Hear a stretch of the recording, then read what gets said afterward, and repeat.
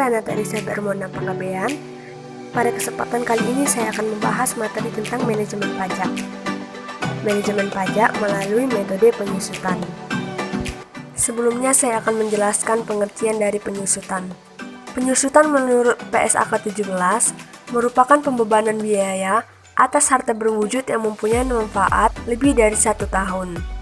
Penyusutan perlu dilakukan karena manfaat yang diberikan dan nilai dari aktiva tersebut semakin lama semakin berkurang, dan pengurangannya tersebut dibebankan secara bertahap setiap akhir tahun. Penyusutan dilakukan sejak tanggal perolehannya.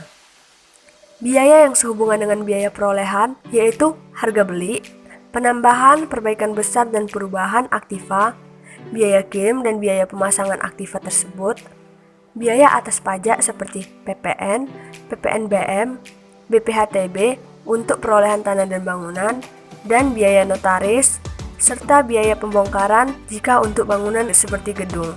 Dan untuk biaya yang dapat mengurangi biaya perolehan yaitu adalah ketika adanya potongan harga atau diskon. Selanjutnya aset tetap. Aset tetap menurut PSAK 16 adalah aset berwujud yang dimiliki untuk digunakan dalam produksi atau penyediaan barang atau jasa untuk direntalkan kepada pihak lain atau untuk tujuan administratif. Serta aset tetap merupakan aset berwujud yang diharapkan untuk dapat digunakan selama lebih dari 1 periode. Aktiva-aktiva apa saja yang dapat disusutkan? Yang pertama, harta yang dimiliki secara sah oleh wajib pajak. Yang kedua, harta yang digunakan untuk mendapatkan, menagih, dan memelihara penghasilan yang bersifat tidak final. Dan yang ketiga, harta dengan masa manfaat lebih dari 1 tahun. Terdapat pula aktiva-aktiva yang tidak dapat disusutkan, seperti yang pertama tanah, yaitu termasuk HGB atau hak guna bangunan, HGU, serta hak pakai untuk pertama kalinya. Namun dikecualikan pada nilai tanah yang berkurang karena pemakaian.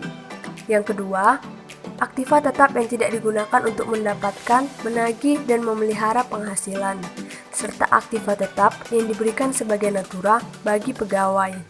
Atas aktiva tersebut, beban penyusutannya tidak dapat dijadikan pengurang penghasilan bruto pada saat perhitungan PPh. Contohnya, rumah dinas yang diberikan kepada pegawai. Dan ada juga aktiva yang hanya bisa disusutkan sebesar 50%-nya saja. Contohnya, kendaraan yang dibawa pulang oleh pegawai karena jabatannya. Dan yang kedua, handphone yang dipakai oleh pegawai karena jabatannya. Dan aktiva yang tidak dapat disusutkan selanjutnya yaitu aktiva tetap lainnya yang tidak dapat disusutkan menurut ketentuan perpajakan, seperti aktiva tetap yang diperoleh dengan cara sewa guna usaha atau SGU dengan hak opsi, dan aktiva yang digunakan untuk mendapatkan, menagih, dan memelihara namun pada penghasilan yang bersifat final. Selanjutnya, penyusutan berdasarkan peraturan perpajakan. Semua aset tetap berwujud yang memenuhi syarat penyusutan fiskal harus dikelompokkan menjadi 2 golongan. Yang pertama, harta berwujud kelompok bukan bangunan, serta yang kedua, harta berwujud kelompok bangunan. Setiap wajib pajak diperkenankan untuk memilih metode penyusutan fiskal tersebut. Untuk aset tetap berwujud bukan bangunan, dapat memilih metode saldo menurun ganda atau metode garis lurus. Sedangkan untuk aset tetap berwujud bangunan, wajib pajak hanya dapat menggunakan metode garis lurus. Metode penyusutan fiskal. Metode penyusutan yang diperbolehkan dalam ketentuan perpajakan yaitu yang pertama metode garis lurus dan yang kedua metode saldo menurun ganda. Pada dasarnya, kedua metode ini memiliki akumulasi penyusutan yang sama pada saat umur ekonomisnya habis. Namun, perbedaan utamanya terletak pada besaran beban penyusutan setiap tahunnya. Untuk jangka waktu masa manfaat harta berwujud serta tarif penyusutannya seperti yang terlihat pada gambar. Metode perhitungan penyusutan dengan menggunakan garis lurus. Rumusnya yaitu beban penyusutan sama dengan tarif dikalikan dasar penyusutan dikalikan bagian tahun. Contohnya, aktiva tetap kelompok pertama yang dibeli dengan harga perolehan sebesar 100 juta pada tanggal 1 Januari 2016. Untuk aktiva tetap kelompok pertama memiliki masa manfaat 4 tahun serta tarif penyusutan sebesar 50%. Maka, perhitungan untuk penyusutan pada akhir tahun 2016 langsung saja 50% dikalikan 100 juta sehingga dapat hasilnya 50 juta. Begitu pula untuk akhir tahun 2017 hingga tahun 2019. Lebih rincinya seperti yang terlihat pada gambar. Metode perhitungan penyusutan kedua yang diperbolehkan dalam peraturan perpajakan itu metode saldo menurun. Rumusnya adalah sama dengan metode garis lurus, yaitu beban penyusutan sama dengan tarif dikalikan dasar penyusutan dikalikan bagian tahun. Untuk dasar penyusutan pada metode saldo menurun diambil dari nilai sisa buku fiskal, yang mana nilai sisa buku fiskal diperoleh dari harga perolehan dikurangi akumulasi penyusutan fiskal.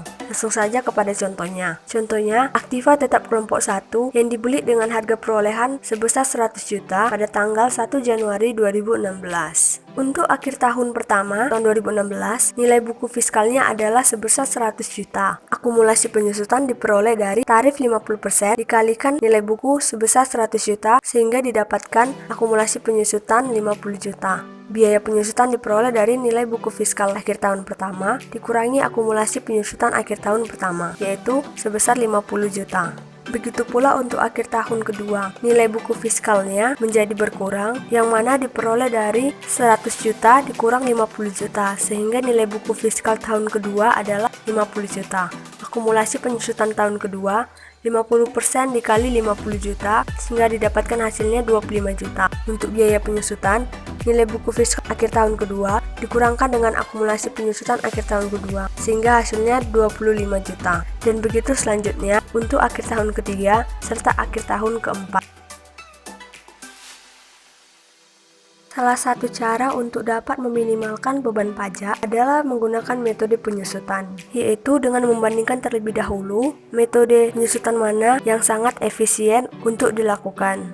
Selanjutnya, dari kedua metode tersebut, garis lurus dan saldo menurun, akan dilakukan perbandingan antara kedua metode untuk memperoleh metode mana yang lebih meminimalkan beban pajak. Asumsikan tingkat diskon pada saat itu adalah 10%.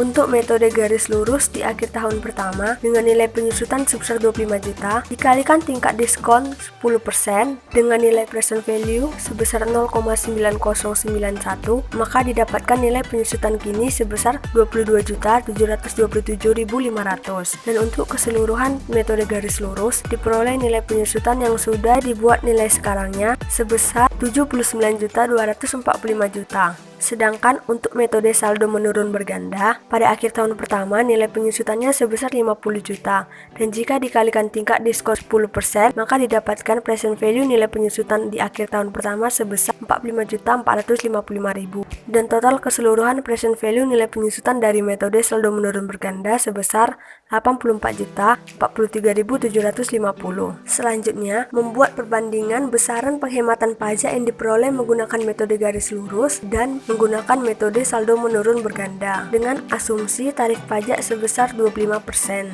Pada metode garis lurus dengan present value dari nilai penyusutan yaitu sebesar 79.245.000 dikalikan PPh 29 sebesar 25%, didapatkan PPh yaitu sebesar 19.811.250.000. Didapatkan hasil sebesar 19.811.250. Didapatkan nilai yaitu sebesar 19.811.250. Sedangkan pada metode saldo menurun ganda, nilai present value dari biaya penyusutan sebesar 84.043.750 dan dikalikan PPh 29 didapatkan hasil sebesar 21.10.938. Nah, berdasarkan perhitungan yang telah diperoleh, didapatkan besaran pajak yang akan dibayar jika menggunakan metode garis lurus dan jika menggunakan metode saldo menurun berganda.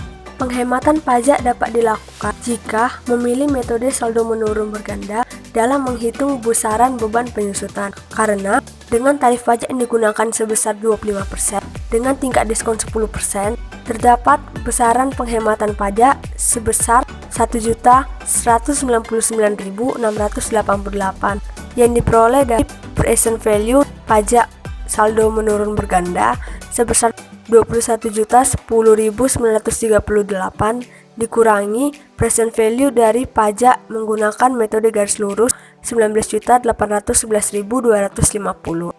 Baiklah, sekian presentasi dari saya. Atas perhatiannya saya ucapkan terima kasih.